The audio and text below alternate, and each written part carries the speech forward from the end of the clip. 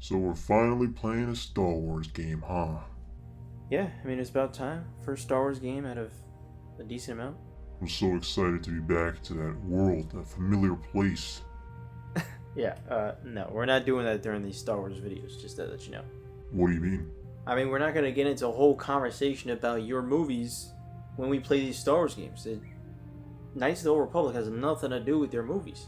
I know, I'm just saying, the world, the franchise. Oh no, I get you. But let's make things clear. We're talking Darth Malak, not Darth Vader. Yeah. Talking Zalbar, not Chewbacca. Yes, yeah. We're talking Bastila, not Rey. Yes, goddamn, bro. I get it. Okay, let's do it then. On backlog. Been gone for way too long. On backlog. Got so many games to play, dog. On backlog. Donkey Kong expands my dome. On backlog. Me and Kylo been fucking since dawn. On backlog. Did you know, yeah, Kylo wears thongs? On backlog. I really fucking hate this song. Yeah.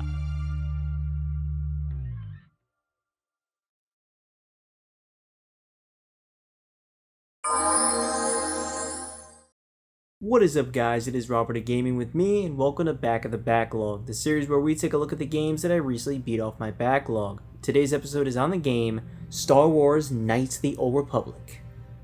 But not this version. The Star Wars franchise is one of my favorite franchises ever. I've seen the movies countless times, especially in theaters, with the highest being The Force Awakens, in which I've seen 17 times in theaters.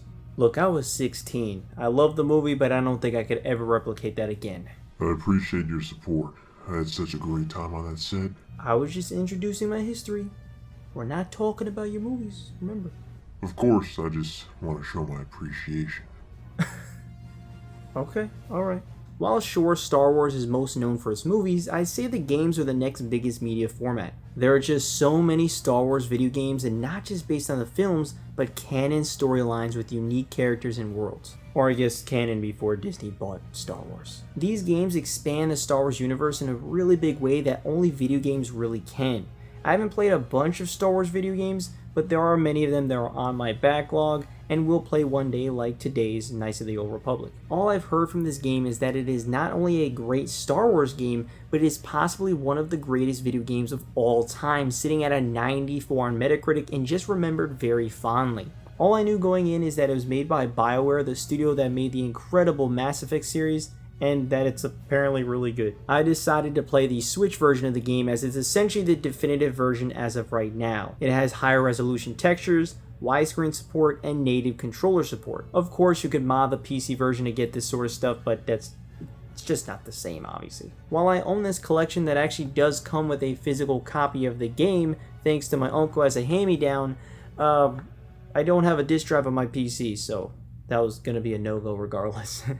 That includes the original Xbox version, even backwards compatible on Series X, doesn't include what the Switch has. So, surprisingly, this Switch-made port is technically the best version of the game as of now, so I went with that version. Star Wars Knights of the Old Republic was released on July 16, 2003 in the US. It was developed by BioWare and published by LucasArts, with Aspyr publishing the Nintendo Switch version in 2021. Is this Star Wars adventure as good as its reception? Well, here we are 22 years after its original release. Let's talk about it. Let's talk about the story first. We awesomely get an opening crawl in true Star Wars form, telling us that this takes place 4,000 years before the rise of the Empire. The Republic is on the verge of collapsing due to Darth Malak's invincible Sith armada. Darth Malak is a surviving apprentice of the Dark Lord Revan. Malak is beating the galaxy's ass right now, and we wake up on a Jedi battleship above the world of Terrace as it's being attacked. The main character awakens, and well, who is this? It's whoever you want it to be, as before all this, you actually start with creating your character. I initially was going to call my character BD, or Bitch Dick, as it's a dumb joke name that I love doing. but I wanted to actually create a unique character name for this Star Wars story. Star Wars names are all sorts of crazy nonsense when you start digging deeper into characters, and I wanted one that sounded from this universe. So I admittedly randomly picked this woman's looks because I didn't really care about the looks, and named her Gorgon Jillstork. Yes, Gorgon Jillstork. I think that's a pretty good Star Wars name. As this is a role-playing game, you then pick out skills and feats for your character, which was pretty overwhelming with a lot of reading and technical stat numbers that for some things I still don't know what does what, but god damn it, I learned what I needed to. Gorgon is a soldier who is tasked to protect Bastila, a woman that we learn is a Jedi who escaped to the planet of Terrace. After some tutorials and killing some enemies, we meet our first party member, Karth, who tells us we are the last 2 survivors on the ship and we gotta get off.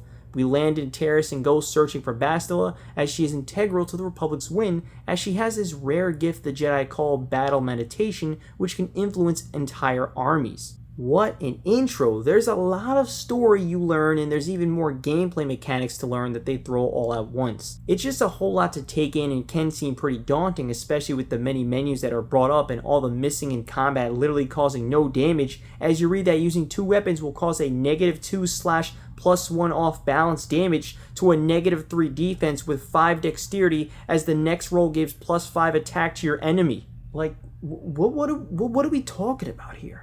All you do is select a combat move or item, there's nothing more to it, so what is all this? It seemed too basic for something that didn't sound basic at all. But it felt like I was missing something, so I asked my good friend KotOR, shout out to him, for some advice, and yeah, I was very much overthinking it. The combat is Dungeons & Dragons style using the D20 system. So when I read to open a lock with a DC of 15, take your skill rank and security plus wisdom modifier plus D20 roll, like what the fuck did I just say? As someone who has never played Dungeons & Dragons, I had no clue what the D20 system was and still didn't know until writing this script, which just goes to show that you don't need to actually know what that means when playing the game. So what exactly is the D20 system? After doing some research, I still don't know what it is. Regardless, I knew it involved something with dice, but I just wasn't sure if that was causing me to miss so much in combat. And yes, it was. You don't see any dice on screen, but imagine the game is constantly tossing dice that tells you whether you hit or miss and the number of damage you deal when you hit. As you level up your character, you can put points towards stats that essentially boost the odds of hitting and lessen the odds of getting hit.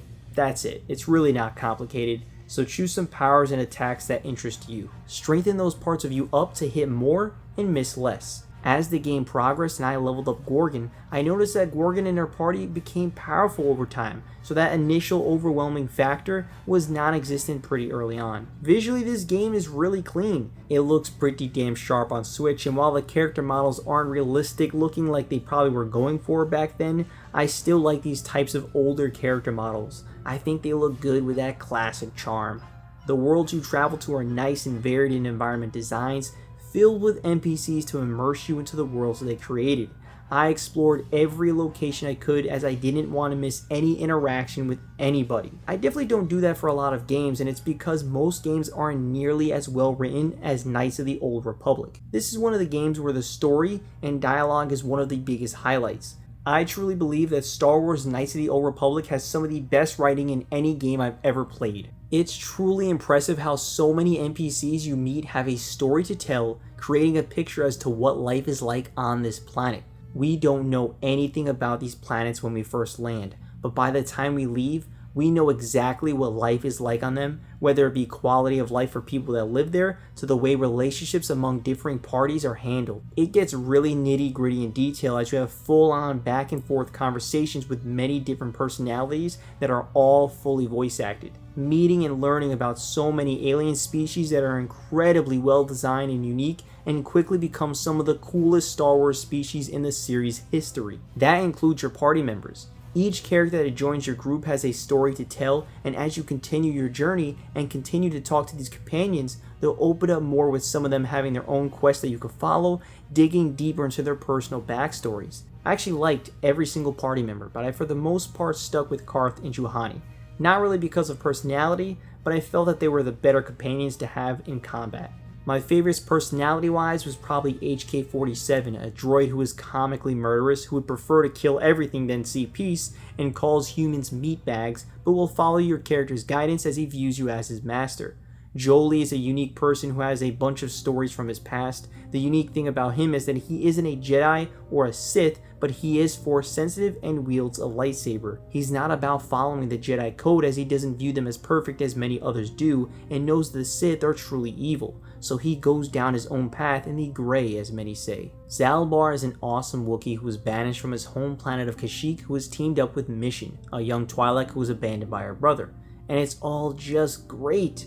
I would love to have one big squad, but we have to attack a lot of enemies in the game, so I went with who I felt were the better fighters, and you are only allowed 2 in your party at once. But this whole cast of characters are some of the best in any RPG I've played.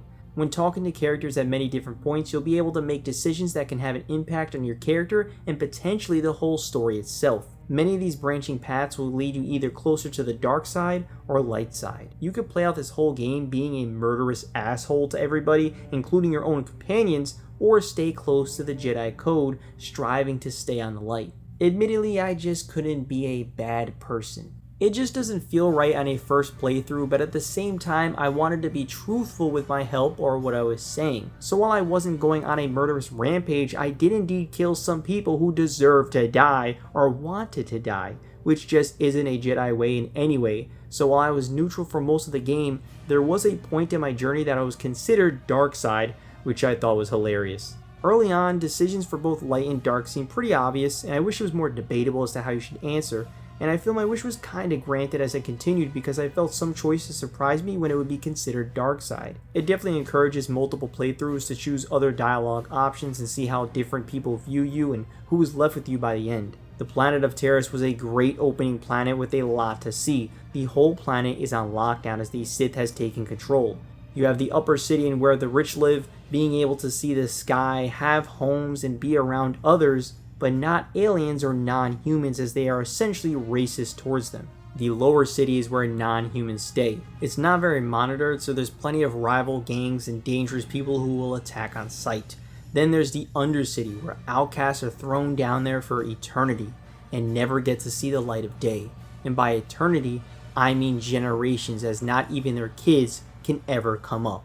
I love how drastically different each part of the planet was, but it was all on one planet. It's a fucked up world and made for an incredible opening planet. Shortly after leaving Terrace, when finding Bastila, you end up on Dantooine as the Jedi Council wants to see Gorgon. As it turns out, there's some force bond between your character and Bastila, and so the Jedi Council agrees to train you to become a Jedi, or really a Padawan. There's a whole montage sequence and you go on a quest to become a Padawan, and it's on this planet that you learn how to use the Force and how to wield a lightsaber. Yes, from here on out, I always had a lightsaber in hand as I attacked enemies. You can upgrade different weapons, including lightsabers. Lightsabers use crystals that can enhance a variety of stats or just its color. At one point, I got a pretty great sword that was even better than lightsabers even after upgrading them with the crystals. So I went through the later parts of the game dual wielding with a lightsaber and sword. It's pretty badass. This was a great planet, having the sequence of becoming a Jedi and also hearing the characters around on their thoughts of the Jedi. There's a decent amount of people you interact with that have real frustrations with the Jedi Council and feel that they don't protect the people of the world from dangers such as the Mandalorians killing some innocents. I loved hearing the different takes, as it's just not something you hear very often, if at all, in Star Wars. This is also the point where we hear about our biggest mission, which is to go to several planets to find star maps, which should lead to the Star Forge where Darth Malak is heading to, and is where we can hopefully stop him. Malak and Revan went looking for the star maps, and so we have to do the same. I loved traveling to these planets, and you actually have free reign to choose any planet in any order, although I pretty much went from left to right other than my first choice of going to Kashyyyk. Kashyyyk, the planet of the Wookiees, was so awesome. The Wookiees are enslaved on their own planet by the humans of Zerka Corporation. Zerka took over the planet and run one of their trading routes there, making money off the backs of the Wookiees. They don't even call the planet Kashyyyk but Eden, and view Kashyyyk as something as the slaves used to call it. This whole planet's story revolves around Zalbar and his family, as his brother is the one who agreed to have the Wookiees enslaved, causing a huge fight between the brothers. Zalbar was banished as he used his claws on his brother, which is viewed dishonorably among the Wookiees. They call ones who use their claws as weapons Mad Claws and are shunned from their society. This whole family drama was great, and I love talking to the Wookiees and hearing how they don't trust anything we do, as all they know about humans is that they are garbage and use them as slaves. Killing the Zerka workers is considered the dark side, as there are ways to have groups stop doing some things through talking, but let's just say I gained a decent amount of dark side points here, as the mistreatment of Wookiees were a pretty good reason to end their lives. The planet of Tatooine was great with the Sand People, as what do you know, Zerka Corporation has a bad relationship with them. The Sand People speak a language most don't know, but that's where HK-47 comes in to help translate, and you're able to peacefully work with the Sand People, and for the most part gain their trust. The aquatic planet of Manaan has a lot going on. It's unique in the fact that the Republic and Sith live together, very begrudgingly due to the laws of the species known as the Selkat that inhabit the planet. The reason the Selkat are the big bosses and have full control are for their precious resource of KotOR, known for its healing abilities. So the two sides live in harmony somewhat to make sure they can continue to get supplies of KotOR. I loved walking around and hearing the two factions get into arguments, but do nothing as they don't want to risk losing out on more KotOR. There's a great side quest on Manaan involving a Republic person in jail for supposedly having killed the Sith, and we end up having to defend him or not, depending on how you feel about the case and the evidence you find. Another cool section in this part is getting thrown into jail yourself as you break into a Sith embassy, and the Selkath only release you after showing them some evidence that the Sith plan to overthrow Manaan. There's just a ton to these planets, and as you make these decisions, other people on other planets will talk about hearing some crazy things that happen on some planet, which little do they know, it's because of us. As you get deeper into the game, there's some big twists which I'm now going to talk about just to let you know. At one point in the game, you run into a Sith ship and get captured, running into Darth Malak. Malak tells us he had to see if it was true, and why did the Jedi Council spare you? Talking about this reunion, which obviously is confusing as we never met Malak, and what does he mean that the Jedi spared us? To which Malak finds hilarious that we still haven't figured it out, and that he would have thought that our true identity would have spilled out by now. We see flashbacks to several character lines talking about us in our scenario, hinting at something bigger that we didn't realize. Bastila saying how the Jedi never kill the prisoners no matter the crime. Karth says the Force can wipe away memories, removing one's identity. The Jedi telling us the quest for the Starforge may bring us down a familiar path, using an enemy's knowledge against them. It's then revealed that the Lord Darth Revan is none other than you. Yup, this whole time you were playing as Revan. Now that's a goddamn twist that I did not see coming. How? Well, the Jedi captured Revan after a battle when badly injured, and instead of killing Revan, they used the Force to wipe away your identity and give you a new one. Perhaps Revan would go back to the dark side, but it was a risk worth taking for them. That is a pretty damn cool twist. Considering Revan always wore a mask, you and everyone else around you didn't know you were Revan other than, well, Bastila. She never told us, as, well, how the fuck could she realistically? I thought underneath the mask would be Han Solo. Both that would make no sense. It's not even remotely the same timeline. Exactly, Niffler. Thank you. I know, but I thought maybe I'd see one of my coworkers again. Every Star Wars game we play, you gonna somehow bring up one of your movies that have nothing to do with this? I mean, probably not. That means yes. When seeing your companions again, you reveal to them what you found out, and I loved hearing the reactions from everybody. The ultimate Sith Dark Lord is your friend, but given a new identity is essentially a second life. Worgen just isn't Revan anymore and shows no signs or memory of being Revan.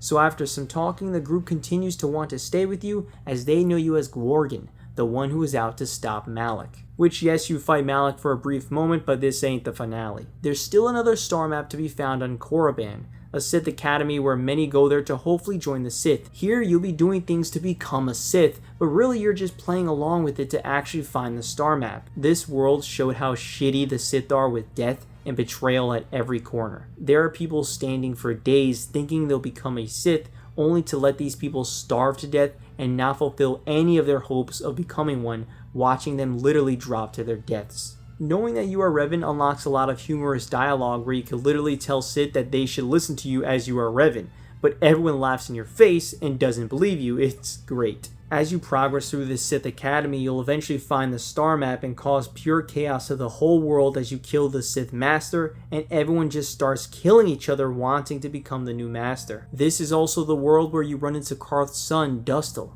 The two were separated in a war and Karth didn't even think his son was alive. So to see his son trying to become a Sith was pretty devastating for him. Considering the people here view the Sith as powerful and not evil, Dustil says if we could find evidence that proves the Sith are evil, then maybe he'll believe us. I never did find evidence, and when the whole Sith Academy went crazy, so did Dustil. And just like any other enemy, I fought back and killed him, with Karth in my party also shooting at his son. I then talked to Karth, and all he says is how we have to find evidence to convince Dustil. Bro, we killed him. You shot at him. And from here until the end of the game, that's all he'll say. Considering how tightly written this game is, something like that really stood out, and I thought for sure he'd say he's devastated or something. But no, it's now just a broken quest, and his dialogue can no longer go forward or change, which is a shame. But luckily, it was the end parts of the game. Earlier on, when encountering Malak, Bastila ends up getting captured by Malak, and before we get to the Starforge, we meet Bastila in a much darker state. Over some chunk of time, Malak tortures Bastila until she gives in to the dark side. The cool part about this is that we actually have a choice to join her also in the dark side and kill off some party members that are with us, or continue in the light and verse Bastila, to which she escapes and we encounter her again at the Starforge. I ended up going against Bastila, but I did reload a save to see what it was like to join her for a bit, which was really awesome. Finally though, you end up in the Starforge. This huge mechanical planet was designed to automatically create ships, droids, and other war materials. Using this makes the Sith essentially unstoppable, so the Republic has to destroy it. The inside is a huge mechanical look with some pretty nice atmospheric lighting. Malak throws a bunch of enemies our way to stall for some time, so much that I felt like it might have been endless, so I started running away as it kind of was getting a little ridiculous. Malak tells Bastila to kill us. He knows that Bastila can't actually kill us, but again he's just stalling for time. Unfortunately, you end up getting separated from your companions and the rest of the journey is done alone, which I get it, but like I've been leveling up this party for the whole game and it would have been nice to have them along too. Versing Bastila was cool and I'm pretty sure you could convince her to come back to the light, but my persuasion didn't work and she wanted to die, so hey, I granted her wish and killed her. Finally, after dealing with some droids, Gorgon faces Darth Malak. Malak says he's surprised that we are stronger than I was before. He thinks we should torture us like Bastila and try to convert us back to the dark side, but doesn't feel the risk is worth it and is ready to kill Gorgon once and for all. Here it is, the final showdown. It's a back and forth battle as he shoots out powerful lightning as I try to heal myself as much as I can. Eventually the battle stops and he runs off to the pod with this human in it.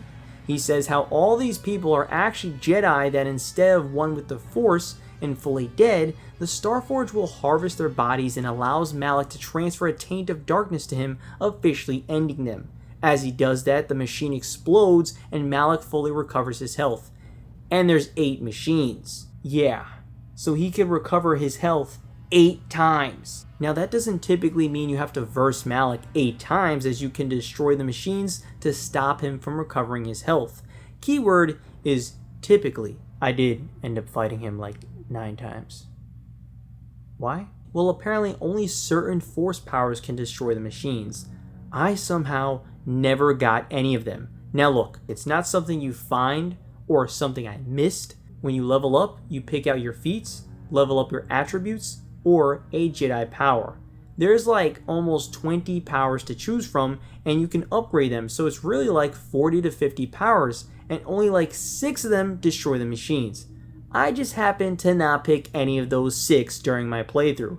I actually picked several of those powers for Juhani, but Gorgon is not Juhani, so I'm shit out of luck. How did I defeat him? Well, I played it his own game. Just like he runs away to recover health, I did the same. So I would very slowly chip away at his health as I ran around the area, feeding myself some adrenaline speed boosts to keep my distance, heal myself, turn around, and beat his ass. I highly doubt this is the way the devs thought this would go, but I was left with no choice. I feel like you should be able to attack the machines with your lightsaber because one of the powers is to throw your lightsaber, and that works, but going close and swinging it doesn't.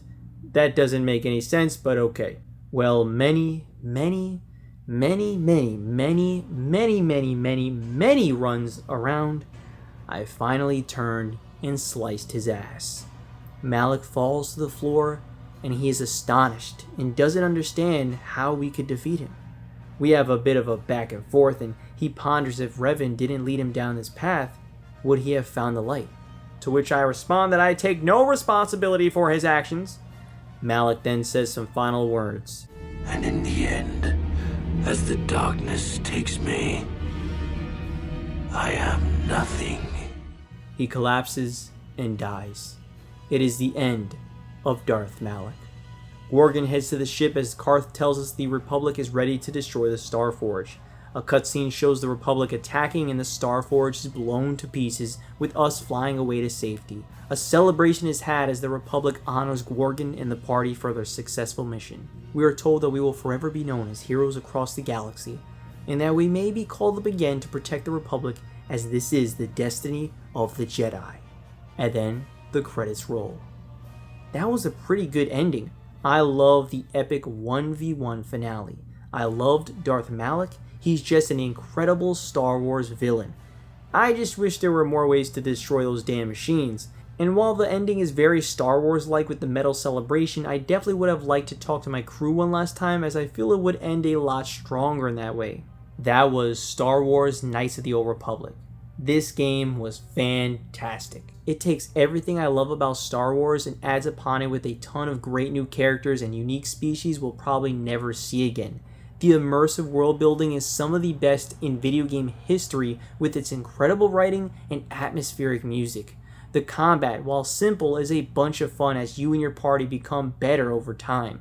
The unique planet scenarios that could have been their own games were amazing. It truly is a massive space adventure that goes down as one of the best RPGs I've ever played.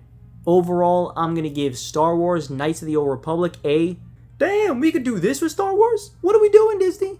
out of 10. That was a fantastic ass game, I gotta say. This is a game that supposedly has a remake in the works. I say supposedly because it was announced in 2021 and we still haven't seen gameplay. I'll believe it when I see it. If it releases, I'll probably check it out eventually, but I'm not one to get hyped about remakes. Like I said, this is one of the best RPGs I've played. It exists. It's been out. Go play it if you're interested. Don't wait for a remake that is going to look and feel completely different from this original. If you're interested, do yourself a favor and go play it. Also, supposedly there's been a movie in the works for years, which I'm sure will never come out like the other 20 Star Wars movies that got cancelled. Honestly, just like a game remake, I don't care. I want new content, new ideas, new characters. This game is amazing because it's new.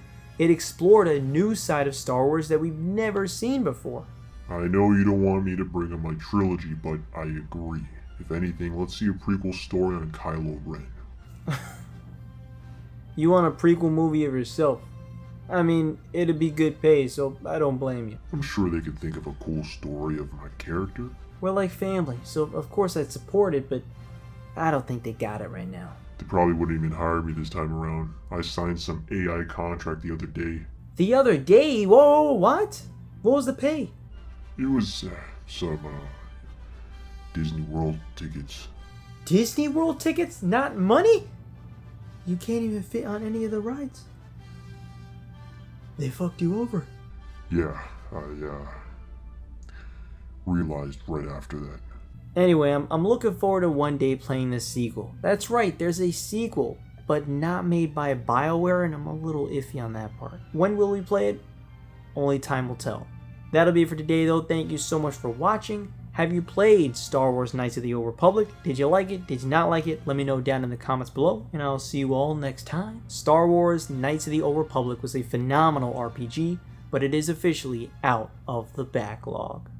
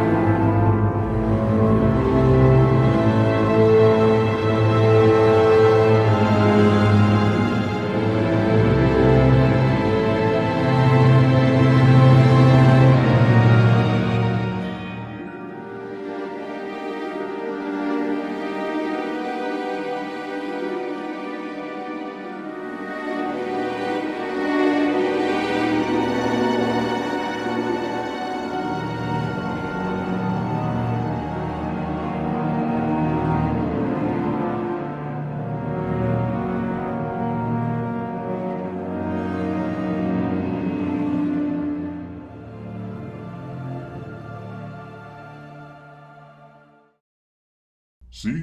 I did pretty good. I barely brought my movies up. What? You brought it up every single time you spoke.